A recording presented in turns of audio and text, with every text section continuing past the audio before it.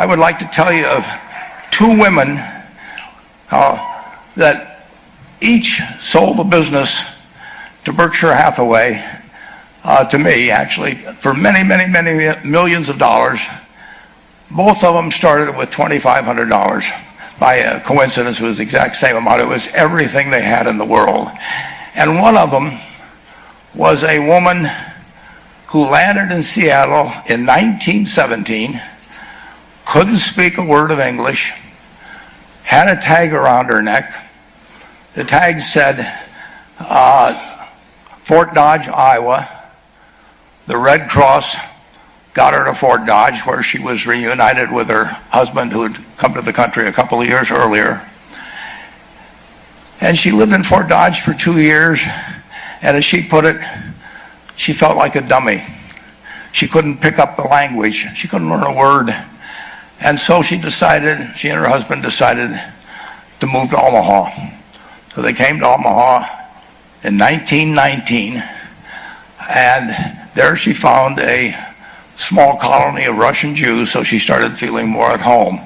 And then as her oldest daughter went to school, she would come home, this daughter, Frances, and she would teach her mother the words she'd learned in school that day. And this woman, Rose Blumpkin, spent 20 years saving money, bringing first her siblings over, her mother and father, $50 at a time. She sold used clothing to do it. She had 4 children during this period. And by 1937, after 20 years, she'd saved $2,500. She went to Chicago, and she bought what she could of furniture. Her dream had always been to open a furniture store.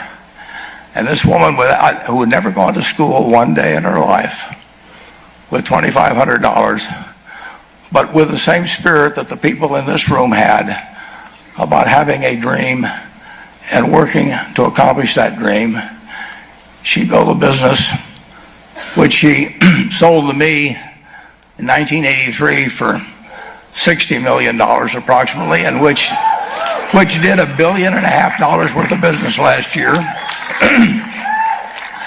The 4th generation is working in that business. This woman, Rose Blumpkin,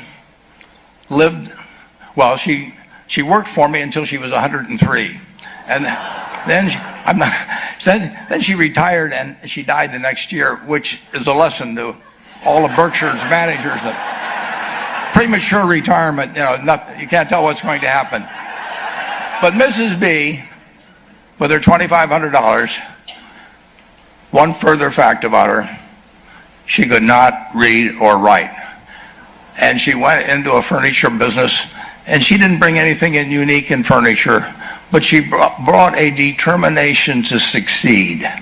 She knew she could outwork anyone else. She knew that she cared about her customers. She worked at very low gross margins, but she built this incredible business.